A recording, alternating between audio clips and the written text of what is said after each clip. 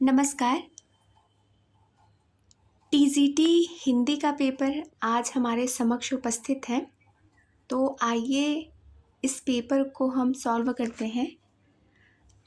तो पहला प्रश्न है, आधुनिक नारी के व्यक्तित्व के इतने विविध पक्ष इतनी गहराई और सूक्ष्मता के साथ अपने आगे प्रत्यक्ष कर सकना और फिर उसे शब्दबद्ध कर सकना अपने आप में एक बड़ी साहित्यिक उपलब्धि है। अज्ञेय के नदी के द्वीप उपन्यास के बारे में प्रस्तुत मत देने वाले आलोचक हैं। विकल्प 1 है नंदुलारी वाजपेयी, विकल्प 2 है नेमी चंद्रन, विकल्प 3 है नामवर सिंह, विकल्प 4 है रमेश चंद्र शाह। तो इसका सही उत्तर हो जाएगा विकल्प 2 नेमीचंद जैन। गौरा और भुवन अज्ञेय की किस रचना के पात्र हैं? तो पुनः वही है कि नदी के द्वीप, ये प्रमुख पात्र हैं। रेखा, गौरा, भुवन, चंद्रमाधव, ये 4 पात्र जो हैं वो प्रमुख हैं और बाकी गौड़ पात्र हैं। रामधारी सिंह दिनकर की पुस्तक संस्कृति के 4 अध्याय के प्रथम संस्करण का प्रकाशन कब हुआ था? तो इसका सही विकल्प हो जाएगा विकल्प बी 1956। और आपको पता है कि इसकी प्रस्तावना किसने लिखी थी? जवाहरलाल नेहरू जी ने। और ये समर्पित किसको था? डॉक्टर राजेंद्र प्रसाद जी को, जो भारत के पहले राष्ट्रपति थे। अगला है, एक और द्रोणाचार्य नाटक के रचयिता हैं सुरेंद्र वर्मा, शंकर शेष, दया प्रसाद सिन्हा या फिर गिरिराज किशोर। तो सही उत्तर हो जाएगा विकल्प 2 शंकर शेष। पांचवा प्रश्न है, अपने अपने रास्ते संस्मरण के रचयिता हैं रामदरस मिश्र, विद्यानिवास मिश्र, यशपाल या फिर गिरिराज किशोर। तो सही उत्तर हो जाएगा विकल्प 1 रामदरस मिश्र। हुआ था जब संध्या आलोक, हंस रहे थे तुम पश्चिम की ओर, बिहग रव बनकर मैं चितचोर, गा रहा था गुड़ किंतु कठोर, रहे तुम नहीं वहाँ भी शोक।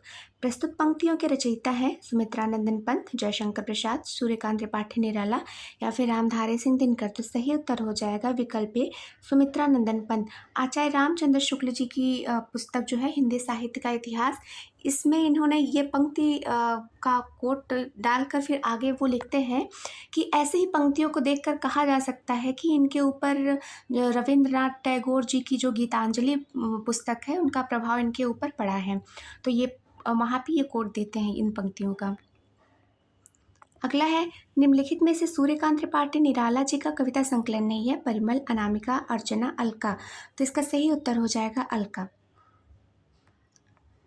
निम्नलिखित में महादेवी वर्मा का काव्य संकलन नहीं है? निहार, रश्मि, दीपशिखा, आराधना। सही उत्तर हो जाएगा आराधना। और इनको ज्ञानपीठ किस पे मिला था? यामा। निम्नलिखित में अज्ञेय का काव्य संकलन नहीं है? चिंता, इत्तिलम, लोग भूल गए हैं, सागर मुद्रा। तो सही उत्तर हो जाएगा लोग भूल गए हैं, ये रघुवीर सहाय जी का है। रघुवीर सहाय जी का है। लोग भूल गए हैं, कुछ पते कुछ चिट्ठियां, हंसो हंसो जल्दी हंसो, ये सब रघुवीर सहाय जी का है। निम्नलिखित में से रामधारी सिंह दिनकर जी की रचना नहीं है? रेणुका, दिल्ली, अर्चना, रश्मिरथी। तो अर्चना ये नहीं है। निम्नलिखित में पूर्वी हिंदी की बोली नहीं है? अवधी, छत्तीसगढ़ी, बघेली, कन्नौजी। तो अवधी भी है, छत्तीसगढ़ी है, बघेली भी है, कन्नौजी ये पश्चिमी हिंदी की है, इसलिए ये गलत है। तो जो गलत है वही सही है। भारत की संविधान सभा ने हिंदी को संघ की राजभाषा के रूप में स्वीकार किया 14 सितंबर 1950 को, 14 सितंबर 1949 को, 14 सितंबर 1948 को, 14 सितंबर 1947 को। तो सही उत्तर हो जाएगा 14 सितंबर 1949 को। भारत के संविधान की किस अनुसूची में भारत की भाषाओं का उल्लेख किया गया है? 10वीं अनुसूची, 8वीं अनुसूची, 9वीं अनुसूची, 7वीं अनुसूची। तो सही उत्तर हो जाएगा इसका 8वीं अनुसूची। निम्नलिखित में दुखांतक अर्थात ट्रेजेडी का अंग नहीं है? तो आपको पता होगा कि ये अरस्तु ने इसको दिया था विचार को। तो कौन सा नहीं है? इसके 6 अंग माने जाते हैं। तो विचार है, पदयोजना है, कथानक भी है, लेकिन भाषा शैली ये नहीं है। एक बार पुनः चर्चा कर लेते हैं ट्रेजेडी के बाकी अंगों के बारे में। तो पहला है कथानक, पहला है हमारा कथानक। दूसरा है चरित्र, तीसरा है विचार, विचार यहाँ है। चौथा है पद योजना और पांचवा है गीत। पांचवा है गीत और छठा कौन सा है ये आपको बताना है। छठा में लिख लेते हैं दृश्य। हो गए 6 अंक। अगला है निम्नलिखित में से कहानी का मुख्य तत्व नहीं है, संवाद, चरित्र, चित्रण, परिवेश या फिर दृश्य। तो इसमें से कहानी का मुख्य तत्व नहीं है। तो कहानी कला के भारतीय और पाश्चात्य विद्वानों ने मुख्य रूप से 6 तत्व माने हैं। कथानक है, पात्र चरित्र चित्रण है, संवाद या कथोपकथन है, देशकाल एवं वातावरण या फिर परिवेश की चर्चा है, और भाषा शैली है और उद्देश्य है। तो हम सब देखते हैं, लेकिन यहाँ दृश्य नहीं है, तो ये मुख्य तत्व नहीं है कहानी में। बाकी संवाद है, चरित्र चित्रण है, परिवेश है, संवाद, देशकाल वातावरण है, भाषा शैली है, फिर उद्देश्य है। यहाँ दृश्य की जगह उद्देश्य रहना चाहिए। निम्नलिखित में बहुव्रीहि समास का उदाहरण है नीलकमल, नीलकंठ, चौराहा, पुस्तकालय।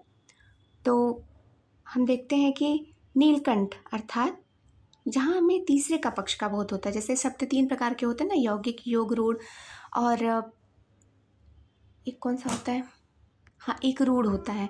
तो फिर ये जो तीसरा वाला है मतलब किसी और का बोध कराता है, योग रूढ़, तो ये नीलकंठ है। इसको हम योग रूढ़ भी बोल सकते हैं। ये तीसरे पर्सन का बोध कराता है। तो बहुव्रीहि समास नीलकंठ है अर्थात नीला है कंठ जिसका, अर्थात भगवान शिव। तो ये बहुव्रीहि समास हो गया हमारा। शब्द और संधि विच्छेद की दृष्टि से असंगत युग्म है मतैक्य, मतिधन ऐक्य, ये तो रविंद्र, रविधन इंद्र, सही है। प्रत्युपकार, प्रतिधन उपकार, स्वागत, सुधन आगत, तो ये गलत है, मतैक्य। अगला है चारों चंद्र की चंचल किरणें खेल रही हैं जलथल में, स्वच्छ चांदनी बिछी हुई है अवनी और अंबरतल में। तो जैसा आपको पता है कि ये पंक्तियाँ मैथिली शरण गुप्त की रचना पंचवटी से ली गई हैं, और इसमें पूछा गया है कि काव्य सौंदर्य की वृद्धि के लिए प्रयुक्त अलंकार है उपमा अलंकार, श्लेष अलंकार, यमक अलंकार या फिर अनुप्रास अलंकार। तो देखते हैं कि अनुप्रास अलंकार के लिए हमें क्या चाहिए होता है, उसकी जो लक्षण होता है, उसका लक्षण है कि एक वर्ण की आवृत्ति बार बार आती है, किसी एक वर्ण की आवृत्ति बार बार आती है, वहाँ अनुप्रास अलंकार होता है।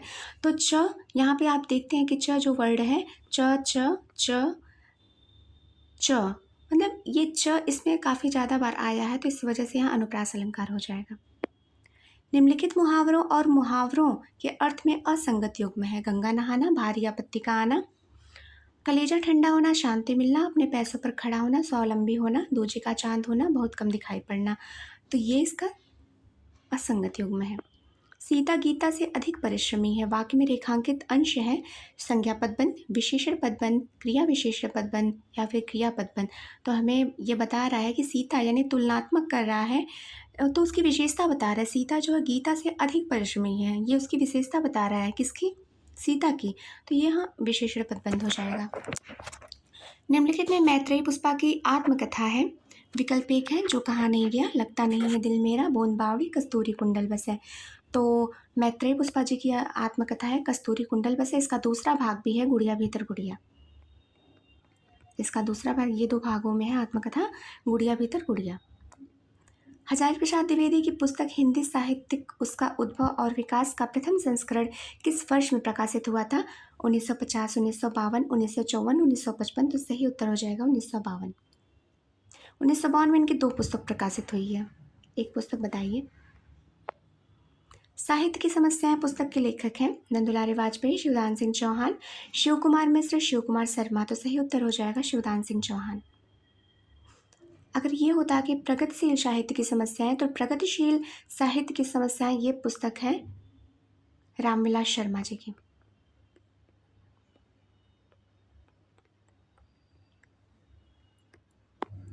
निम्नलिखित में तार सप्तक का कवि नहीं है, मुक्तिबोध, अज्ञेय, प्रभाकर माचवी, नरेंद्र सक्सेना। तो सही उत्तर हो जाएगा नरेंद्र सक्सेना। ये तीनों तार सप्तक के कवि हैं। 1943 में तार सप्तक का प्रकाशन हुआ था। वीर सिंह देव चरित के रचनाकार हैं केशवदास, हरिदास, नरोत्तम दास, नंददास। तो सही उत्तर हो जाएगा केशवदास। फणीश्वरनाथ रेणु के कहानी संग्रहों का प्रकाशन वर्ष की दृष्टि से सही अनुक्रम है आदिम रात की महक, ठुमरी, अग्निखोर, एक श्रावणी दोपहर की धूप। ठुमरी, आदिम रात की महक, अग्निखोर, एक श्रावणी दोपहर की धूप से तो सही उत्तर हो जाएगा ठुमरी, आदिम रात की महक, अग्निखोर, एक श्रावणी दोपहर की धूप। निम्नलिखित में दंत का वर्ण नहीं है। त, थ, द, तो यहाँ अगर ध होता तो ये दंत होता, लेकिन यहाँ पे ढ है तो ये नहीं है। निम्नलिखित में तुलसीदास जी की रचना नहीं है। दोहावली, गीतावली, कवित्त, रामायण, हनुमान नाटक। तो आपको पता है कि हनुमान नाटक हृदय राम की रचना है। जॉर्ज ग्रेसन ने अपनी पुस्तक modern vernacular literature of northern Hindustan में हिंदी साहित्य के इतिहास के आदिकाल को क्या कहा है? आदिकाल, प्रारंभिक काल, चारण काल, बीज वपन काल। तो जैसा कि ये आदिकाल को चारण काल कहते हैं, ये चारण काल। बीज वपन काल महावीर प्रसाद द्विवेदी। आदिकाल कौन कहा है? हजारी प्रसाद द्विवेदी जी। और प्रारंभिक काल किसने कहा है? मिश्र बंधु। हजारी प्रसाद द्विवेदी की पुस्तक हिंदी साहित्य की भूमिका के प्रथम संस्करण का प्रकाशन हुआ था 1935, 1940, 1945, 1950, तो 1940। निम्नलिखित सूफी कवियों और उनकी रचनाओं के युग्मों में असंगत है। कुतुबन मृगावती, मंझन चित्रावली, जैसी अखरावट, ये अखरावट होगा। कासिम शाह हंस जवाहिर, तो मंझन का है क्या? मधुमालती।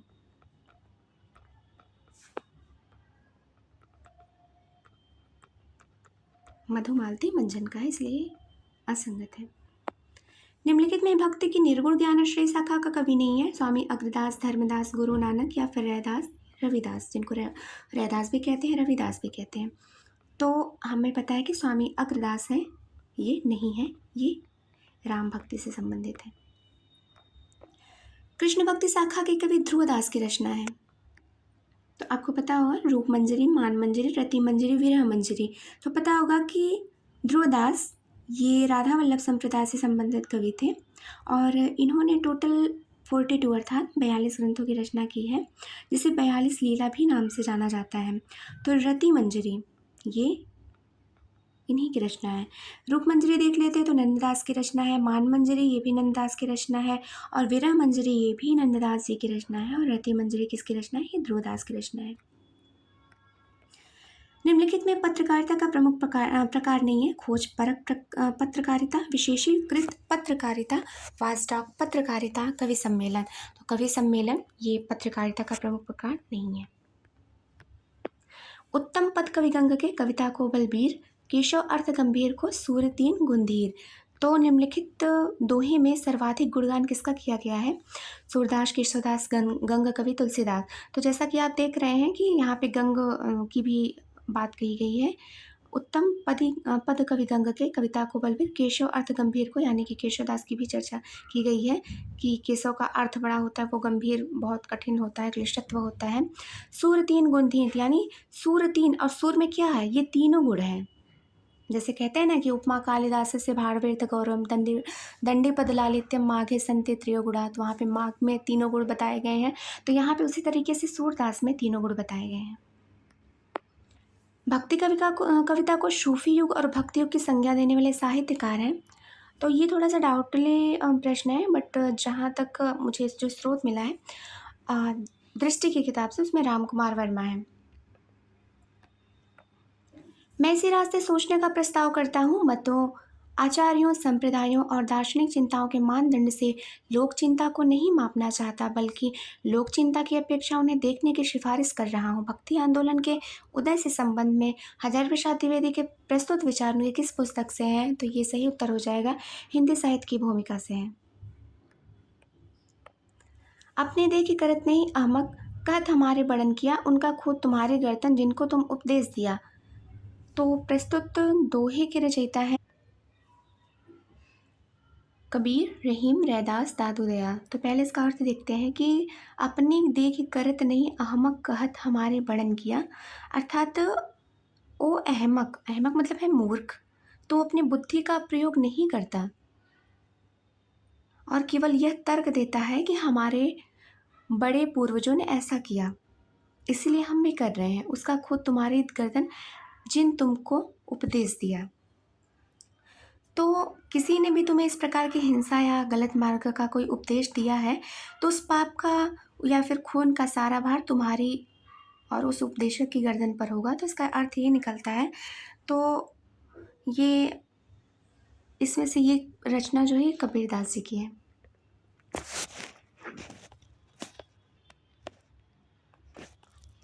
अगला, यद्यपि कबीर की वाणी निर्गुण वाणी कहलाती है, पर उपासना क्षेत्र में ब्रह्म निर्गुण नहीं बना रह सकता। सेवी सेवक भाव में, स्वामी में कृपा, क्षमा, औदार्य आदि गुणों का आरोप हो ही जाता है। तो कबीर के बारे में प्रस्तुत विचार किस आलोचक के हैं? विजेंद्र स्नातक, रामचंद्र शुक्ल, हजारी प्रसाद द्विवेदी, रामचंद्र तिवारी। तो सही उत्तर हो जाएगा रामचंद्र शुक्ल। निम्नलिखित में से कौन सी बात जायसी के बारे में सही नहीं है? जायसी जायस में रहते थे। जायसी की आखिरी कलाम उर्दू में छपी थी। पद्मावत की हस्तलिखित प्रतियां अधिकतर फारसी अक्षरों में मिली हैं। जायसी की 3 पुस्तकें मिलती हैं, पद्मावत, अखरावट और आखिरी कलाम, और शुक्ल जी इन्हीं 3 पुस्तकों को ही इनकी प्रमुख जो है मूल पुस्तक मानते हैं। तो इसमें से कौन सा सही नहीं है? तो ये दूसरा हो जाएगा।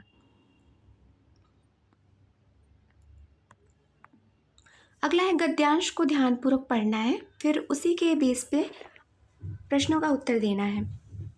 तो पूर्णतः समझ पाना मनुष्य के बस की बात नहीं है। कारण क्या है? प्रकृति कब नया रूप धारण करेगी, प्रकृति कैसे अब और कब क्या धारण करेगी, प्रकृति किस रूप में विनाश करेगी, प्रकृति कब कैसे और क्या रूप धारण कर लेगी। तो पूर्णतः समझ पाना मनुष्य के बस की बात नहीं है, क्योंकि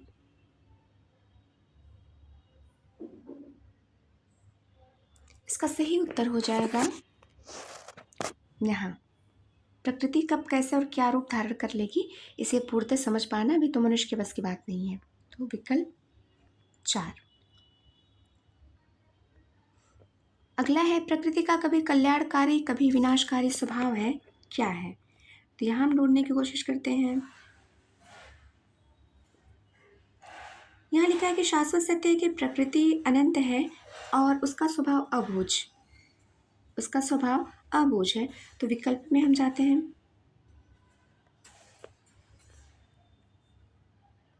यानी अबूझ है, विचित्र है उसका स्वभाव।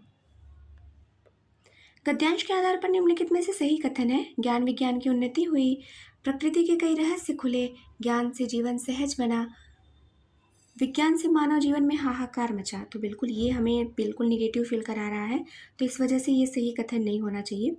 और बिल्कुल सही है कि ज्ञान विज्ञान की उन्नति हुई है और ज्ञान से जीवन हमारा सहज बना है। विज्ञान मानती हूँ कि अभिशाप है कई क्षेत्रों में मनुष्य के लिए, लेकिन कई क्षेत्रों में वो वरदान भी साबित हुआ है और प्रकृति के कई रहस्य भी खुले हैं। यह शाश्वत सत्य है कि प्रकृति विनाशकारी है, प्रकृति कल्याणकारी है, प्रकृति अनंत है, प्रकृति अनंत और इसका स्वभाव अबूझ। तो हम सबसे पहले गद्यांश की ओर बढ़ते हैं, जिसमें दिया है सबसे पहले ही देखिए, प्रकृति का स्वभाव बड़ा विचित्र है, कभी कल्याणकारी तो कभी विनाशकारी। तो सही उत्तर हमें मिल गया।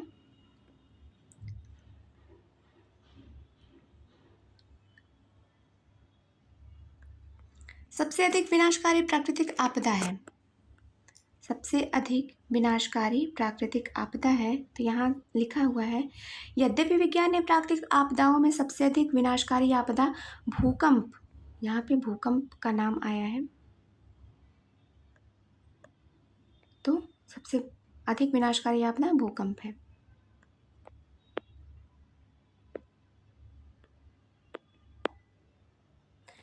रानी गायत्री प्रेमचंद्र के किस उपन्यास के पात्र हैं?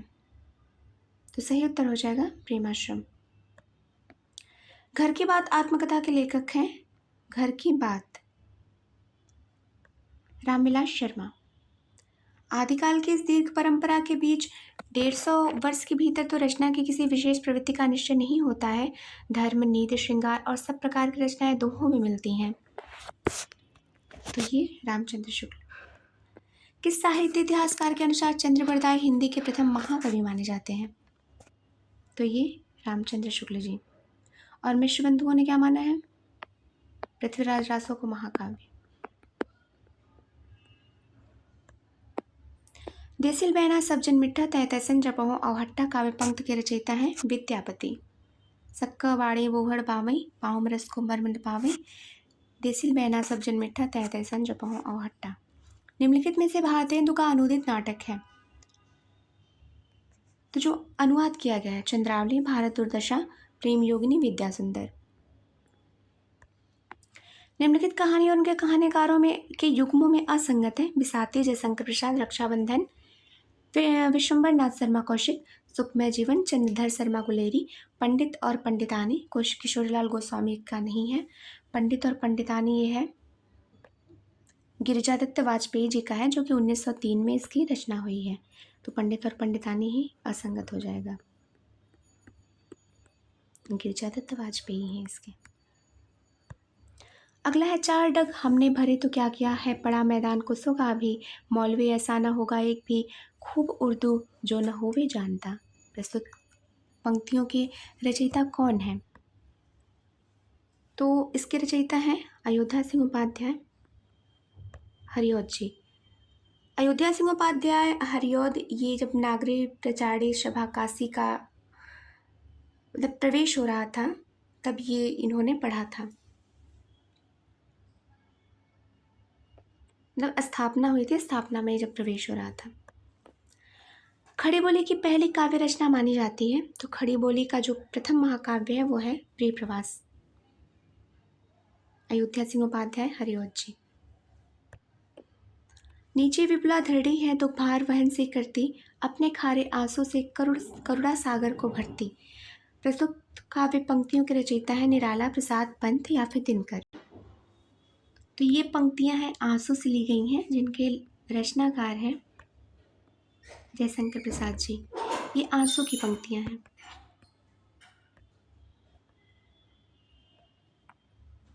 जो हो माँ तुम ते मह भय हो, तो जननी जग में या मुक्ति कहाँ कालिमा धोए हो।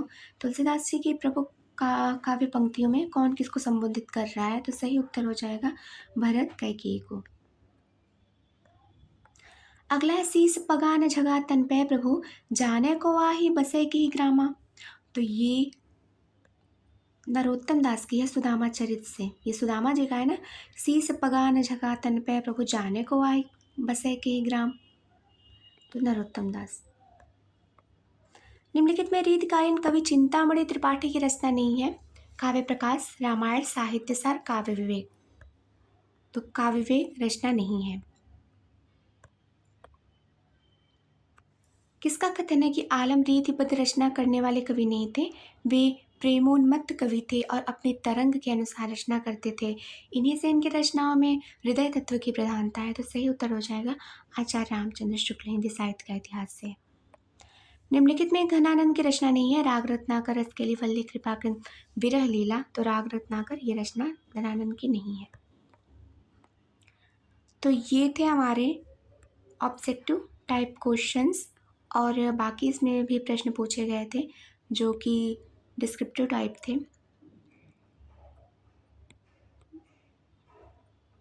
ये रहे। तो ऑब्जेक्टिव हमने सॉल्व कर लिए हैं। मिलते हैं फिर ऐसे किसी प्रश्न पत्र को सॉल्व करते हुए। तब तक के लिए बहुत बहुत धन्यवाद आपका।